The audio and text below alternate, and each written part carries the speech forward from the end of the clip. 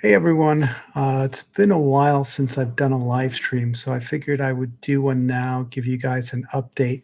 So, when I started this channel a couple of years ago, I started it with my friend Dave, who was also a lawyer, and we would just do things like cover the Alec Baldwin shooting trial and just throw it up on here. And I didn't know how to edit, so I would just call him on Zoom and we'd record it. And I would just throw up the videos with no editing whatsoever. And if we messed up, I would just hang up, do another Zoom call, and then we'd throw it up there. Then Dave got busy with other things, and then I sort of put the website on hold. And then I reactivated it after I left the federal government because I saw what was happening to a lot of federal workers where they were getting fired and they were getting riffed, and I felt like it was really unfair, and I wanted to do something to help. And people were asking questions about VERAs and VSIPs and things like that.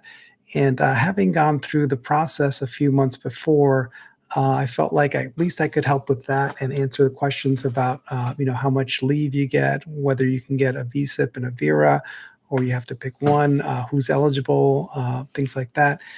And a lot of the questions I got, I didn't know the answer to, but as I've said before in my videos, I have ADHD, a law degree, and an internet connection, so I can find out the answer to things. And when people would ask questions, I would look it up, and then I'd do another video, and then do another video and do another video. And people ask, "Can you do a video on this? Can you do a video on that?" And then all of a sudden, within 2 or 3 months, I had 3,000 subscribers. Um, and I struggled with what to do with the site after that, the YouTube channel, because I'm not a labor lawyer and I didn't want to do this for a living. And I didn't want to just have people ask me questions and then I'll refer it to somebody because I'm getting some type of commission or anything like that. I felt like that would sort of cheapen it. And it is perfectly legal for you as a lawyer to refer people to somebody else and get paid for that. But I just thought it would sort of diminish what I was trying to do here, which is just put out information for federal workers and not get anything out of it. So I felt like if I was getting something out of it, that was not what I was after. So I stopped doing videos for a while, and I did other things. And what I did get out of this is learning how to edit videos. So as I said, when I shot videos with Dave, I would just record it and throw it up with no editing. So I had no concept of how to do an edit. If I made a mistake, the sound was off sometimes and things like that. But I got better. The sound got better. I have a nicer mic here, and I learned how to edit videos, take out mistakes and things like that. And then I kept going. And what I did learn here, I thought, well, what could I do with this? And then I have a couple of other YouTube channels. One is called the Underdog Investor, where I put my investing stuff and financial planning and stuff like that. It's unrelated to this, but if you guys want to check it out, I have consistently outperformed the S&P 500 over 3 and 5 year periods. And I post ideas for stocks and things like that on there, but it's unrelated to this. So, I haven't mentioned it before. And then using both of that, I thought, okay, I've been doing a lot of interviews and not getting a lot of traction. It turns out I wasn't a great interviewer. So I started a different channel where I would post videos relating to my area of practice. And they don't have many views. Some of them have I think I have 88 subscribers on that channel. But I felt like it could be a video resume to give me a better chance of getting hired than I was doing interviews, because I'm the world's worst interviewer. And another thing I did, since I learned to shoot and edit videos, is on some of these interviews, which were terrible, I would start filming myself, and then I would watch it after and know what I needed to work on. And I did post a video on this here. And as somebody who has had the same job for 22 years in the federal government, I wasn't doing a lot of interviewing. So I was very out of practice, and I thought filming myself was a really good help. And besides filming myself, what I did is I would take the transcript I would upload it to Google, change the transcript, and put it into Notebook LLM and ask it for interview tips. And it told me things I should work on, shorten these answers, things like that. That's another thing that I got out of having this YouTube channel and stuff like that. Interviews continue. I've had a lot of interviews, and I know it's frustrating for you, and it's frustrating for me as well. I've interviewed with 8 banks, like 5 fintech companies, 2 law firms, and an insurance company. And some of those have been really arduous processes. It felt like an SNL skip. One law firm I had 7 interviews with, 7. And that's tough, to have 7 interviews and then they say no. Uh, F those guys. Um, and some of the interviews were fine, and some just get weird. And like, you feel like just saying, is this really happening? Like, what the hell is wrong with you people? I had 7 interviews with this law firm, and 6 of them went well. And one of them, it was a 30-minute interview, and he spent a good 10 to 15 minutes telling me how much he hated my boss, my former boss. And there's no right answer to that. Like, I can't say, yeah, that guy's a dick. But I'll also, like, what do I do? So he just kept saying horrible things about my boss. And I said, yeah, well, he's a very controversial figure. And, he's saying, no, I think he's the worst person in the world. I literally said this to me. And, so I felt like saying, oh, really? He's worse than Hitler. He's worse than Stalin. Come on.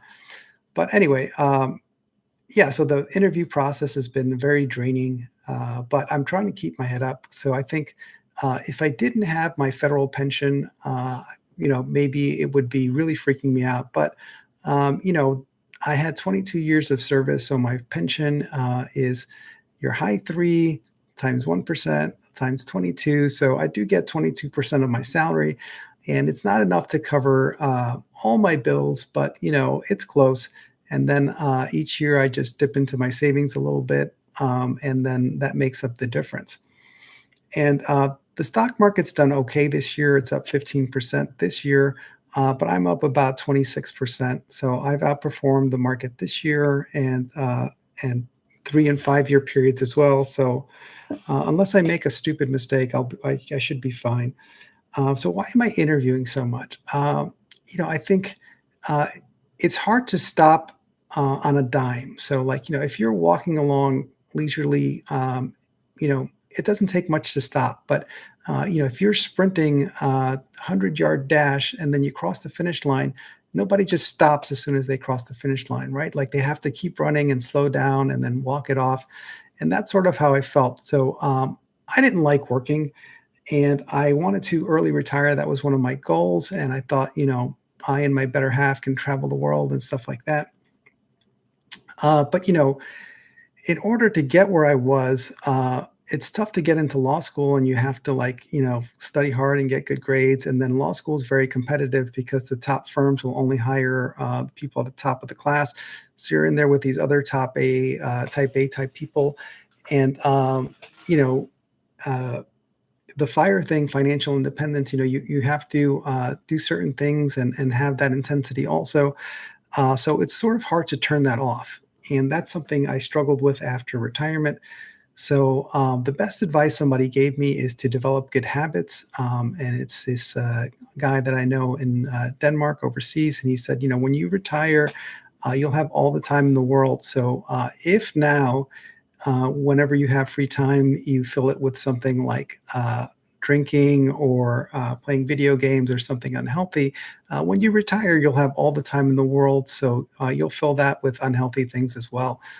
Uh, and if you fill it with good habits like working out and bettering yourself, learning new things, then those are good habits that you'll carry with you into retirement. And I thought that was great advice, and it's helped me. There are reasons that I'm trying to go back to work. So my better half is still working, and so the part of me that thought, like, hey, we can live abroad. I couldn't live abroad while I worked for the government, but she can work from anywhere.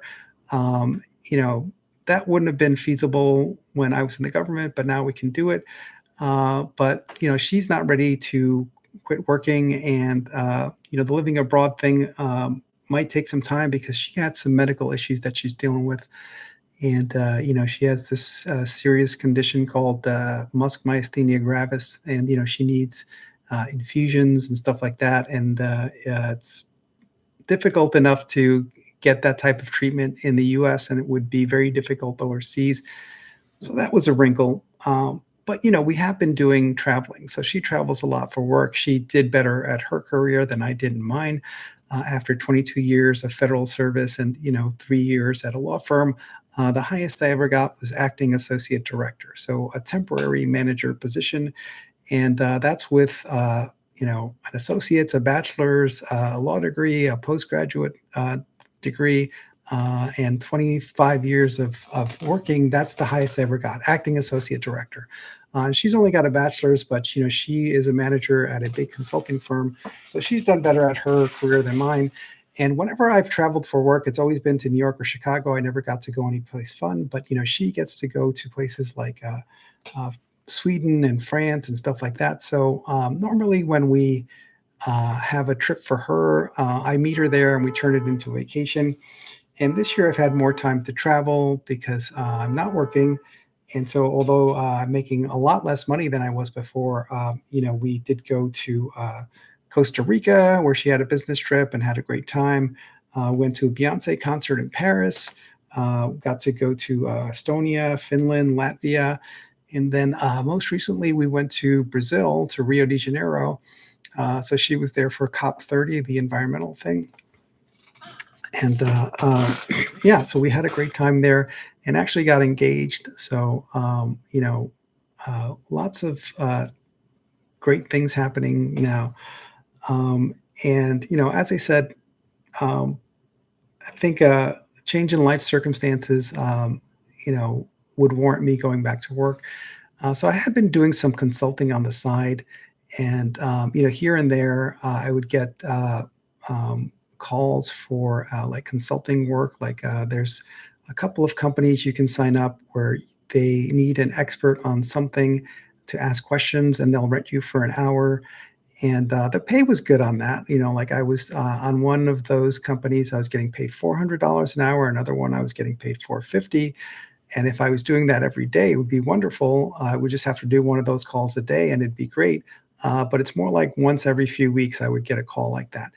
And they're usually about things that like prediction markets or weird things with my agency, which doesn't come up a lot. But when it does, there's very few people that can answer that question, so I don't feel bad about charging.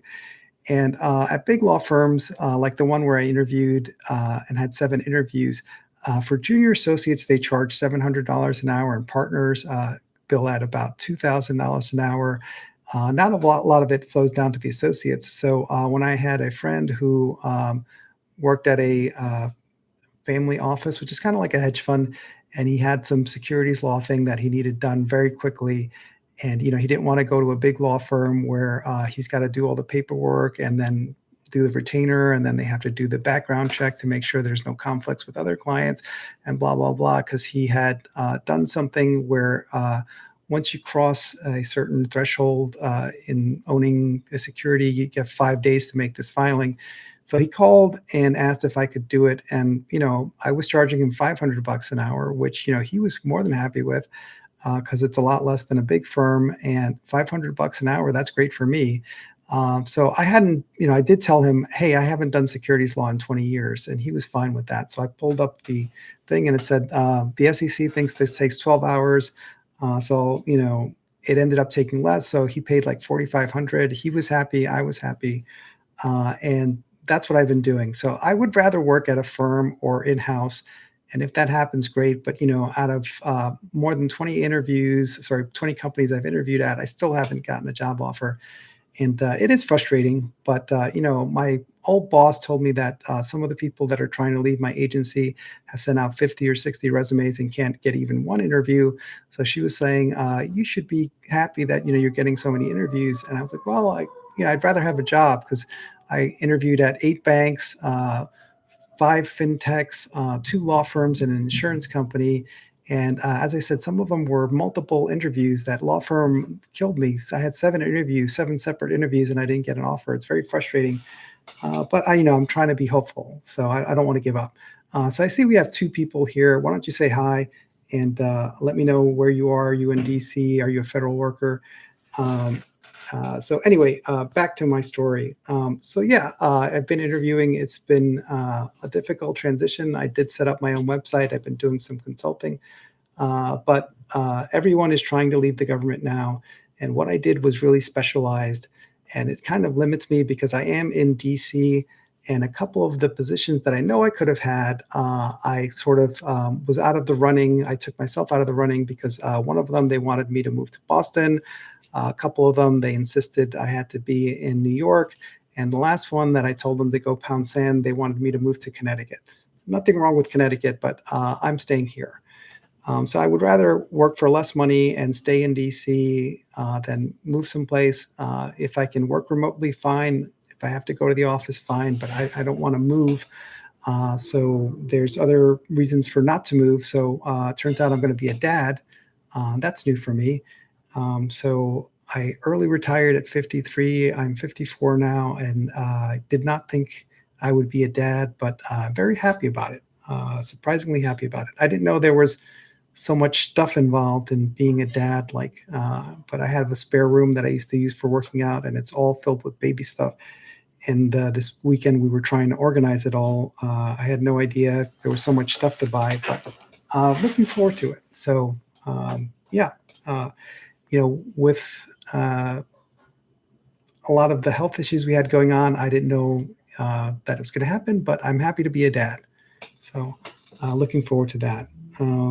Yeah. And one of the things I was focusing on in retirement is my health. So I did get a full uh, physical and blood work and all that stuff. And I have a CPAP now, which is that machine. It makes you feel like Darth Vader. But when I did the sleep study, it turns out that I have sleep apnea, and like 7 to 9 times an hour, I would stop breathing. So if that goes on long term, it have heart issues, high blood pressure, strokes, and things like that. So it was hard to get used to sleeping with the Darth Vader mask at first, but I'm getting used to it, and I sleep much better. I'm less tired, so that's something I'm glad I took care of in my retirement is my health. And as part of the blood work that I did, it said I was pre-diabetic.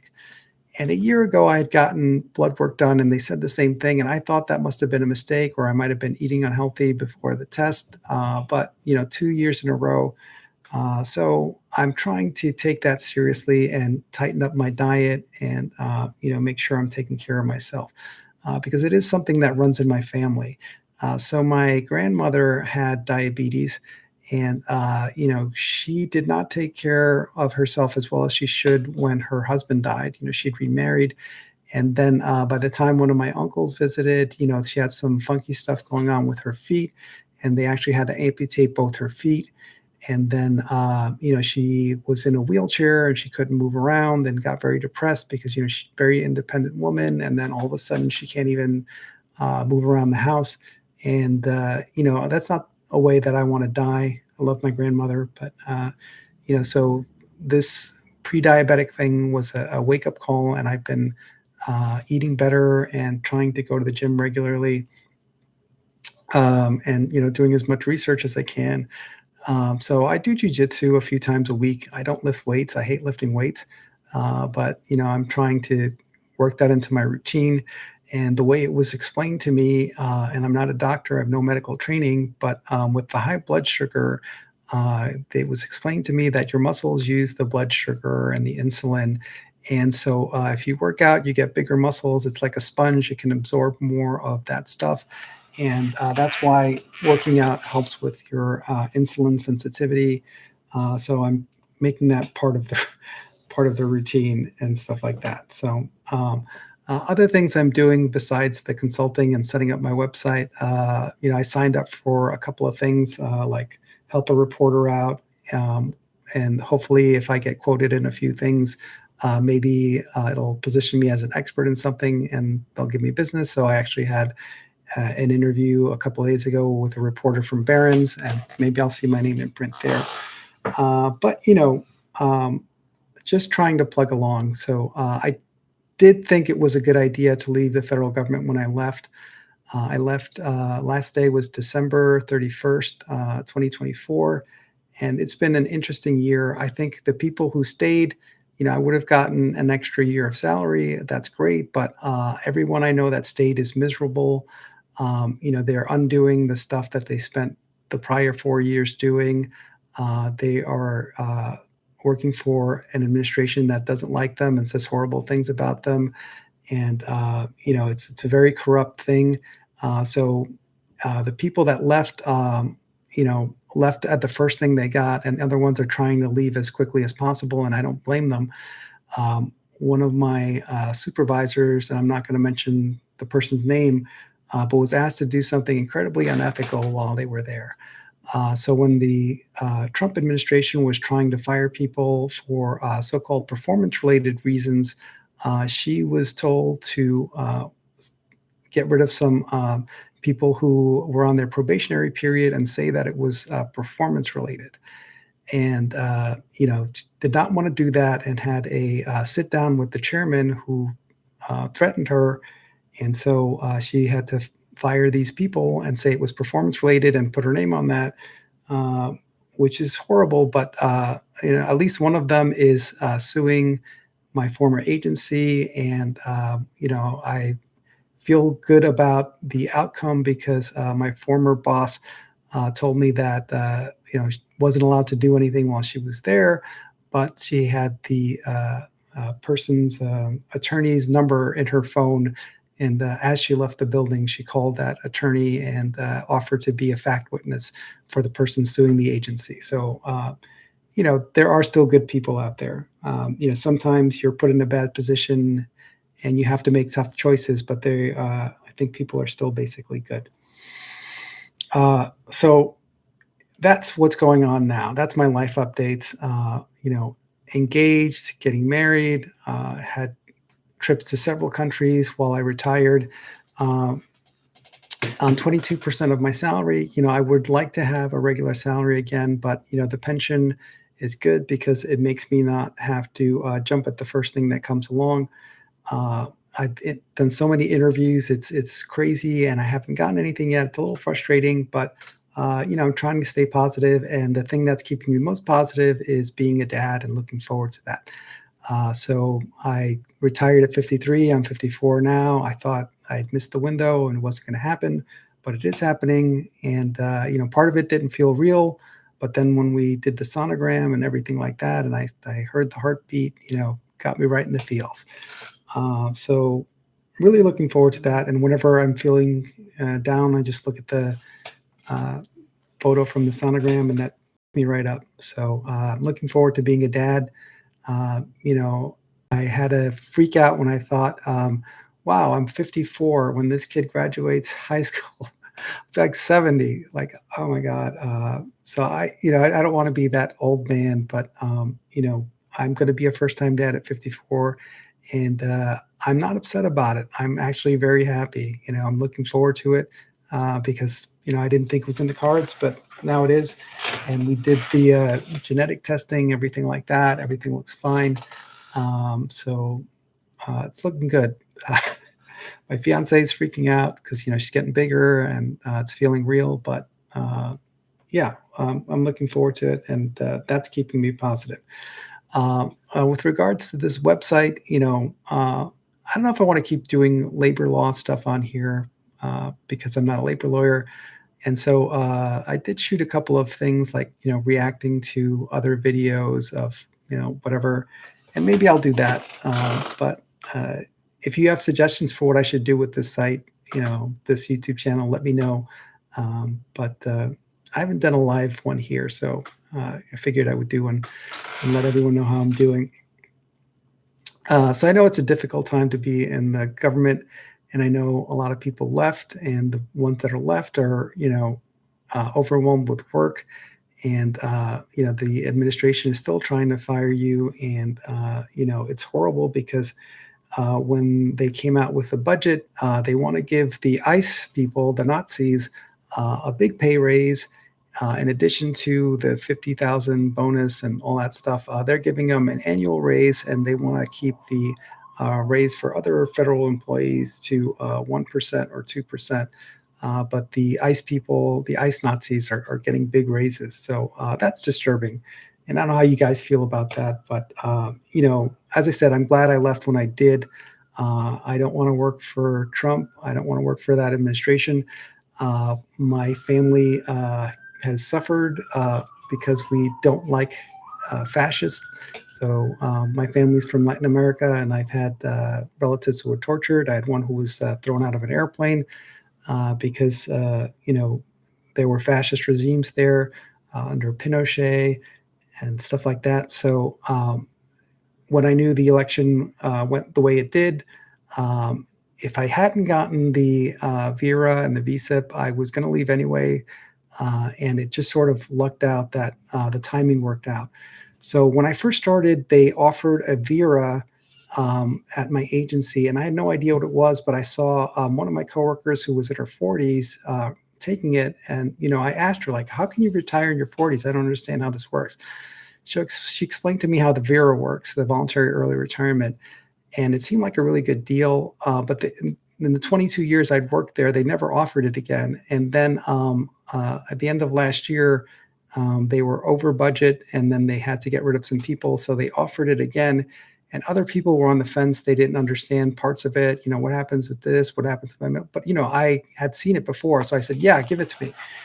And I really looked out, and there's a friend, I won't mention his name because I don't want to get him in trouble, who's a manager, and he saved my skin because I had interviewed at a bank, and I was going to leave the CFTC in 2024. And he told me, why are you leaving now? And I said, well, I don't like working here. I'm sort of, I don't want to just retire bitter and mailing it in, and I don't think they'll ever offer a VERA. Your connection is terrible. You keep freezing. Oh, sorry about that. I'll try my best. But I'll just finish the story. I was going to leave, and he said, why are you leaving? And I said, I don't think they'll ever offer a VERA while I'm here. So, I've got this offer. I might as well leave. And he's a manager, so he knew they were working on it, but he wasn't allowed to say anything. And he said, like, okay, well, you didn't hear this from me, but you should think about staying for a couple of months more. And I said, why? And then, he just said, well, not only are they thinking about it, they're actually working on it. And I've seen the stuff from HR that they're going to send out. So I didn't take the job offer. And then, he saved my bacon, and I was able to get the VERA and the VSIP. And, it's made things livable. So, as I said, I'm doing a lot of interviewing, and I know somebody who does work at that bank, and he's not happy. So if I took that job, maybe I wouldn't be happy. But I am still doing lots of interviews, and I do have a story. So I would like to switch gears and do something in green energy, renewables. And before I went to the government, I did work at a law firm, and we had energy clients like natural gas companies and utilities. And my fiance actually worked for Al Gore. Like, I'm not like saying, kind of like worked for, like, she literally worked for Al Gore. So I always felt bad that I had worked for polluters. And I thought, like, hey, green energy is a thing. Maybe I can do that when I retire. And when I was in New York, I visited a former coworker. Like, we met up for drinks, and for an hour, this guy was complaining about working at the bank he worked in, and how much he hated it, and just constant bitching. And then I mentioned that I wanted to do this thing in green energy, and then he said, like, well, why would they hire you? You don't have experience in that. And I said, yeah, at a firm, I did that, before I went to the government. And he said, that was 20 years ago. Nobody's going to take you seriously. You should just go work at a bank. And, after him telling me for an hour how miserable he is working at a bank, he's telling me I should go work there. So I excused myself, and then I went home, and I wanted to disregard that. But, it just really bugged me. And I called a friend of mine from law school who is the nicest guy in the world. and his name is Chris, and he looks like a Ken doll. He's tall and blonde and good looking, and he's got a wife that looks like Barbie. And if you looked at Chris, you would not be jealous of him because he is the nicest person in the world. So he's a combination between Mr. Rogers and Tony Robbins.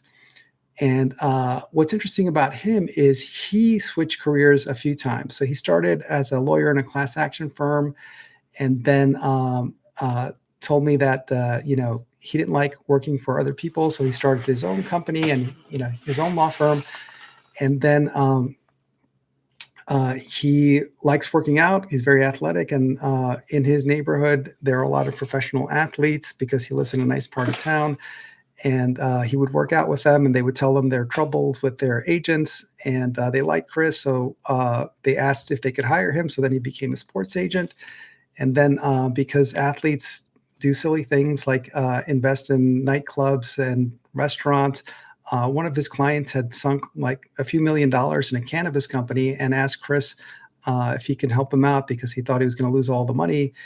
And Chris said, "Oh, I don't do that." But the guy talked him into it, so he flew out and looked at the company's books and talked to people and said, like, "Okay, this is what you need to do to fix it." And the guy wanted Chris to do it. He didn't want to do it, but got talked into it. So he became the CEO of a cannabis company. So from lawyer to sports agent to cannabis entrepreneur, I felt like, okay, Chris knows how to change careers. So I called him, and then I told him my experience with my coworker who's negative and said, give up, that'll never work. And Chris said, do you like this guy? Do you know him well? I said, no, I mean, he's just a coworker. He's like, okay, well, fuck that guy. And then he gave me really good advice that I took to heart. He said, when we were in law school, you studied a certain way. He said, well, if you want to do this, now that you're not working, you're retired, spend several hours a day like we were in law school and just, work on that. And then when you get interviews, you won't have to say like, hey, I used to do stuff for polluters, but I can learn this, like you will be current. So I took that to heart, and it hasn't panned out yet. I did get some interviews with green energy companies, a couple, but like the 20 other places I interviewed, didn't pan out. But I think his advice was on the money because it did get me in the running. And it's just that it's a terrible time for anything dealing with the environment or renewables. Anyway, that's where I am now. If you guys have any questions, just put them below. I know some of you joined later and didn't hear the whole thing, but long story short, since I left the government, got engaged, having a baby, traveled to numerous countries, Brazil, Costa Rica, Finland, Latvia, Sweden, went to a Beyonce concert in Paris. So there is life after the federal government. And I've been doing some consulting, but, I think my main thing that is keeping me positive and keeping me happy is at 54 now, I'll be 55 when the baby's born, but I'm going to be a dad. So um, that's that's the life update. I hope you guys are doing well. I know we just had Thanksgiving, and that's what I'm thankful for, to have somebody wonderful in my life, and I'm going to be a dad. And when I set up this YouTube channel, it was to just help people navigate the process of leaving the federal government, and it turned into several thousand people, subscribers. And I, not really sure what to do with it from here, but if you have suggestions, I'm willing to listen, because I don't know what to do with the channel now. But yeah, so that's that. It's Friday. It's 5:40 where I am. So I hope you guys have a great weekend. It was the first snow of the year here in DC. My dog went outside and stuffed her face in the snow, and I got some pictures of her with snow on her nose. It looks like she was doing lines of coke, which she wasn't. That's just a dog. But if you want to see her, she's a beagle. She's adorable. She's on Instagram at Cookie Monster Doggy. And as I said, I have that other channel where I talk about finance and investing stuff. And if you guys want to go there, it's the Underdog Investor. And yeah, I think that's enough for the live stream. That's 40 minutes. So I know there's a couple of you still here. Uh, Mary 7, sorry the connection is terrible. I don't know what to do about it. It's my internet connection. But the rest of you, uh, you know, thanks for coming. And as I said, it's the weekend. Enjoy the weekend and stay positive. I know the current administration says horrible things and tries to demoralize people. They want you to suffer, but don't give them that satisfaction. All right. Yeah, it's great talking to you all.